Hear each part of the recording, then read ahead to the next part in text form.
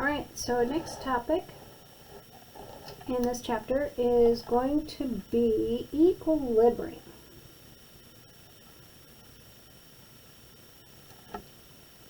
Alright, and when we talk about equilibrium, we're going to need a reversible reaction.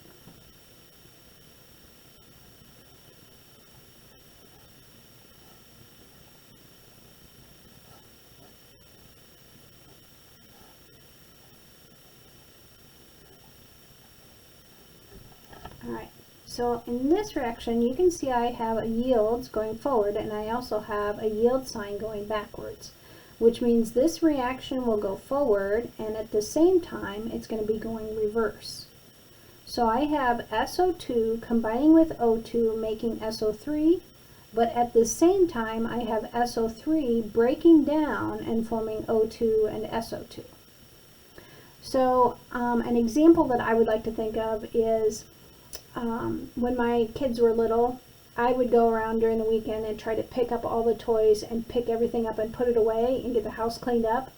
At the same time that I was doing that, my kids were dragging everything back out of the toy box and messing up the house at the same time. And so when I got done, sometimes I felt like I had gotten nothing accomplished. So me picking up would be the forward reaction. The kids messing things back up is the reverse reaction. And these are going on simultaneously. Now, when the forward rate equals the reverse rate, meaning I'm picking up at the same speed that the kids are messing things back up, when those occur at the same time or the same rate, it looks like nothing has happened.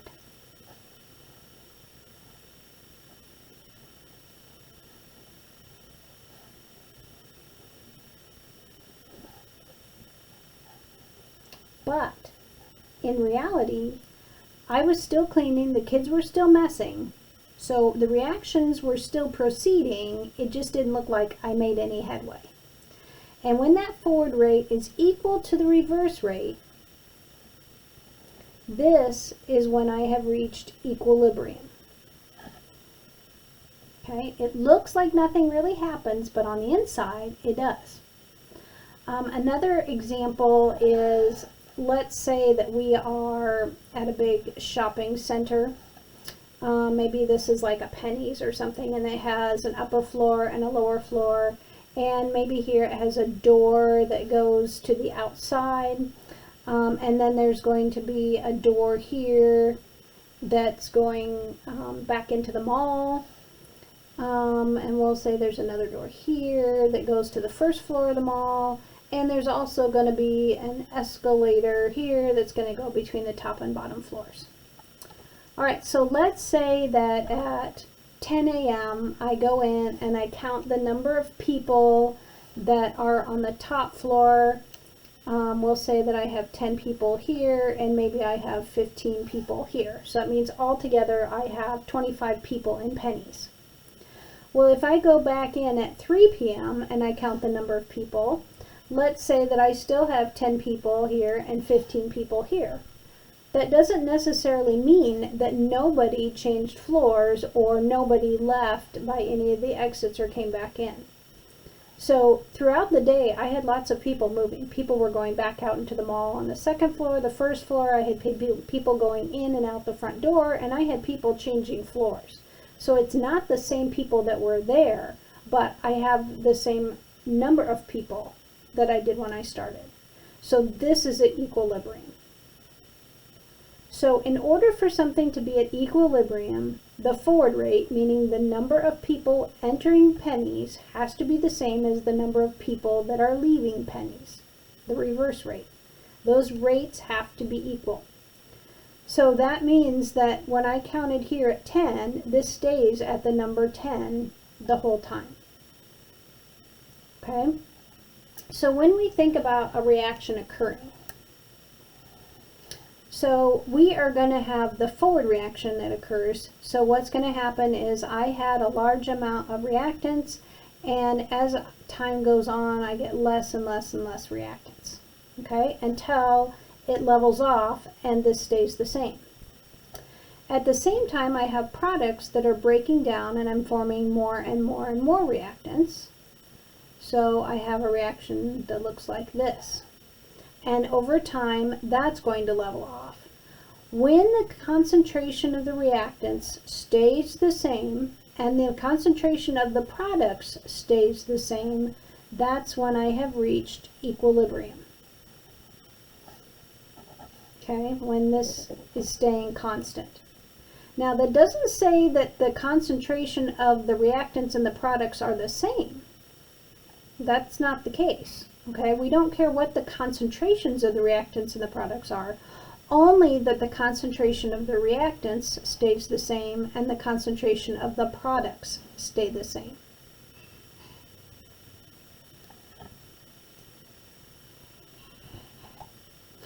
Okay, so when we talk about equilibrium, we're going to write what's called the equilibrium expression.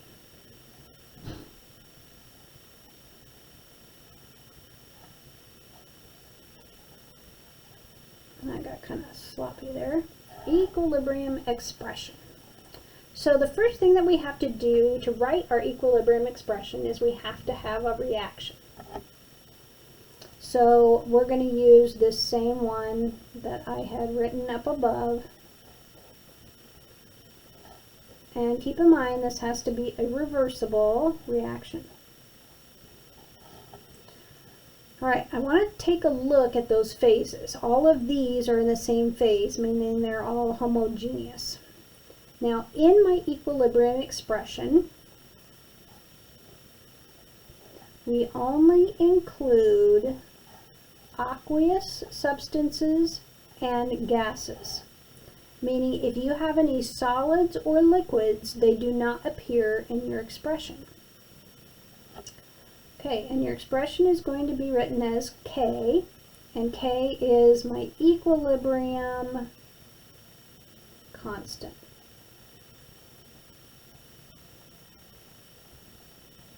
Okay, so K is equal to products to the power over the reactants to the power. So for my example, my products are SO3, and the power is going to be the coefficient. And on the bottom, I'm going to put my reactants, and I had SO2, and it has a 2. And then I have an O2, and it just has a 1, so I don't have to put anything. Now, down here, these are multiplied by each other. Those aren't added or anything. Now, these brackets mean concentrations, so typically we're going to put in here molarities.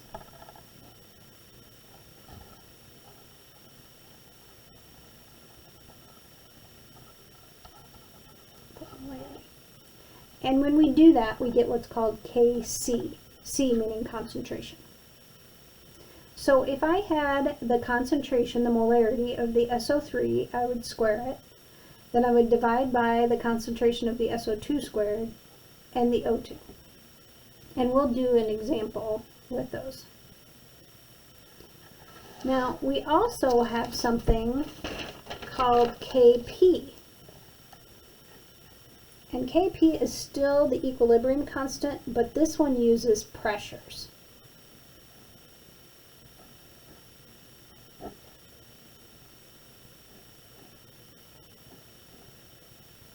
Okay, it looks like the same thing, except instead of brackets here, meaning concentration, I have parentheses. Okay, and when I have the parentheses, we're going to put in here pressures. Like they're in ATM or pascals or something like that. But the expression is the same. Okay, it's still products over reactants to the power.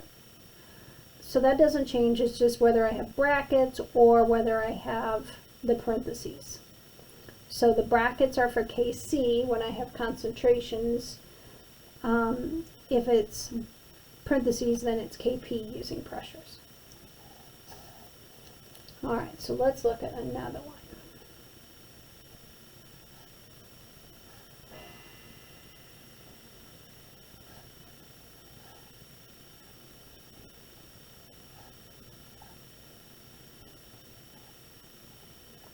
Okay, again, all these are homogeneous. And let's say I want to find Kp. So I'm going to do hydrogen cubed, because it has a 3, times CO, and it just doesn't have, it's a 1. And then I have CH4 pressure times VH2O pressure. Okay, and it would be as simple as that.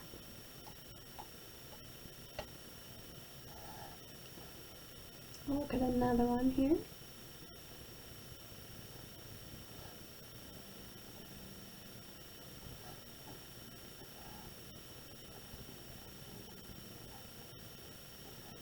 Alright, this time these are heterogeneous because they're not all in the same phase. And keep in mind, I cannot put any liquids or solids in my expression. So that means I'm not even looking at those. Okay, so K would be equal to products. I don't have any, so I put 1. Over my reactant, the only one I get is my Cl2, and it would be to the 6th power. Okay, and if this was parentheses, that would be Kp. If I put brackets here, then I would put concentrations, and I would call that Kc.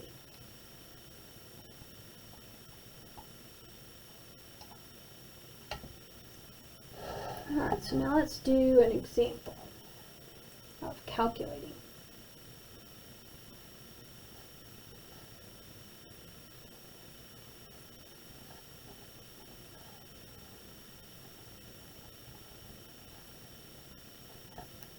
Okay, these ones are homogeneous.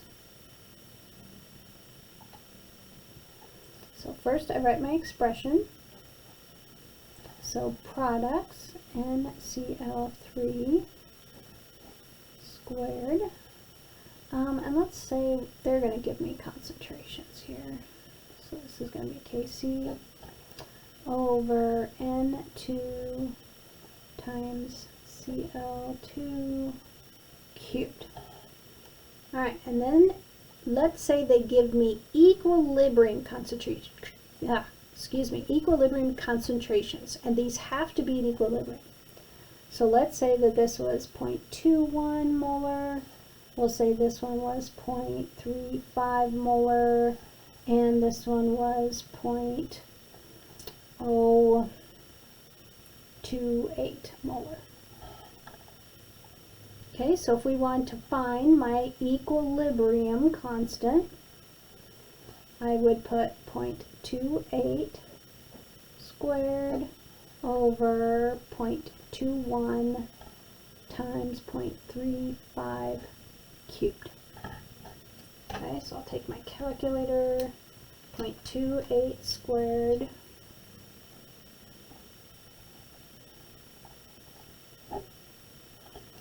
and then 0.35 cubed.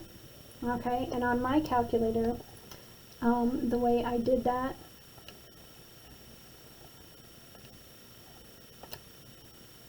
.35, and then I did my caret 3. Oops. 0.35 cubed. And then I need to take that 0.35 cubed times 0.21.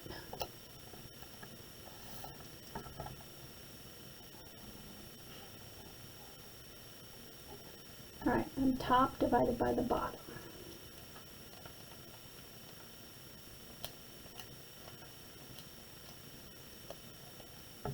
I got 8 point, let's see, all those had 2 sig figs, so I get to 8.7. So my equilibrium constant is 8.7. So whether they give you molarities or whether they give you pressures, you first have to write your equilibrium expression, and then you're just going to plug in your numbers. Let's do another one, and this time we're going to say that we have H2 I2 into 2HI. And we'll say that this one is 0.52 molar, and this one is 0.37 molar. And we'll say that they gave me K, and we'll say that Kp is 15.4. Alright, so we are first going to write my expression. So Hi to the power 2 over H2 and I2. And I didn't leave anything out because these are all gases. Alright, so this time they gave me this one. This is 15.4. I know this number, 0.37 squared, and I know this one. But I don't know what the other one is.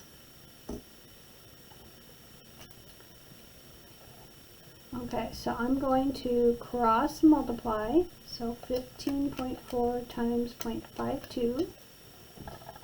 I get 8.008 times x is 0.37 squared. So to find x, I'm going to take my 0.37 squared over 8.008.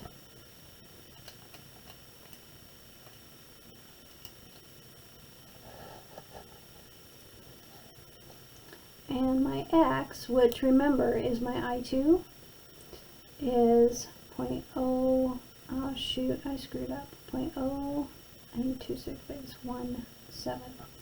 Alright, I screwed up. The reason I screwed up is I told you we're finding Kp, but I gave you molarities. These have to be pressures. I'm going to make those ATMs. Okay, if those were molarities, I'd be finding Kc.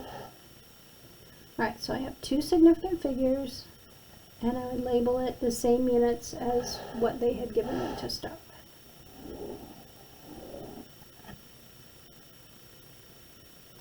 Alright, so the next thing we need to talk about is we've been finding K's, or at least I've shown you how to calculate my equilibrium constant, but what the heck do those mean?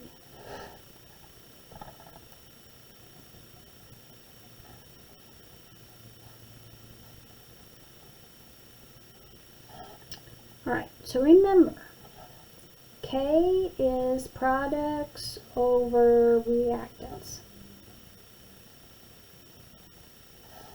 Alright, so let's say that K is very small.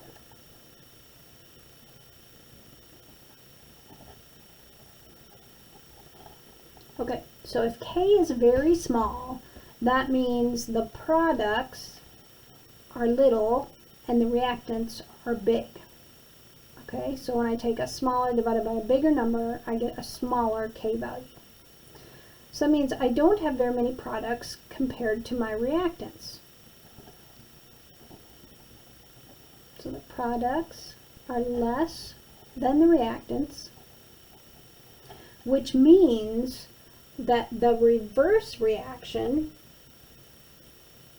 is going faster than the forward, which means I have very little forward reaction taking place.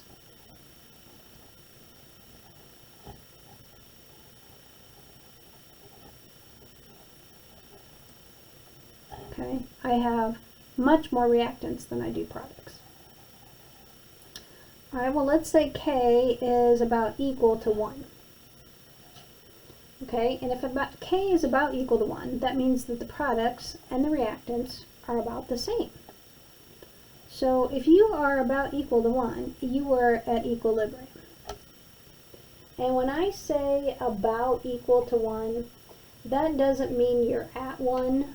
that means you're somewhere from about 0.01 to 100. Okay, so if your number is somewhere between 0.01 to 100, we say that that's about 1. So when we say very small, this means like really, really tiny.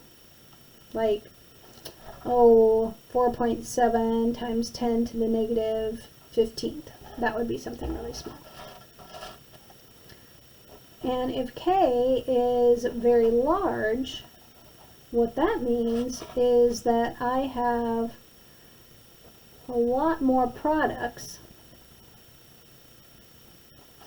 than I do reactants.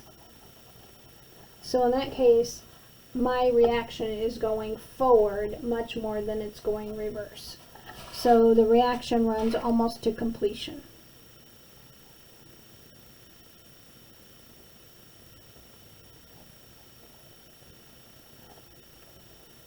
So the reaction is going forward almost to the point of completion.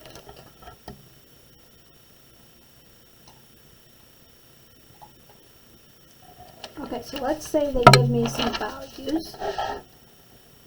So let's say that I have Kc equals 57, Kc equals 1.3 times 10 to the 18th, and I have 4.7 times 10 to the negative 7th, we'll say. Alright, and they want me to say whether it contains mostly reactants, mostly products, or is it at equilibrium. Alright, so K, 57. So according to our thing, 57 is within this range of 0.01 to 100, so it's about 1. That means we're at equilibrium.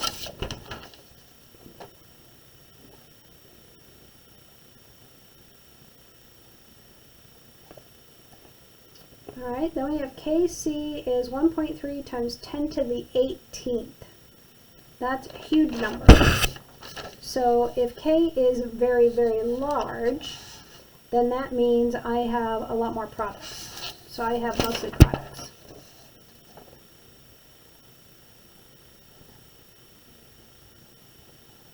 And in the case that K is very, very small, I have mostly reactants. Alright, so in this video we learned about reversible reactions. We learned what equilibrium is. We learned how to write equilibrium expressions, how to calculate K, and what those K values mean.